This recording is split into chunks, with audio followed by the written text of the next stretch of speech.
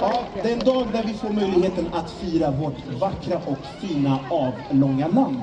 Som betyder så mycket för så många av oss. För mig personligen, när jag tänker på Sverige så symboliserar det frihet, gemenskap och demokrati. Och jag tror faktiskt att i år är det kanske lite extra viktigt att vi värnar om allt.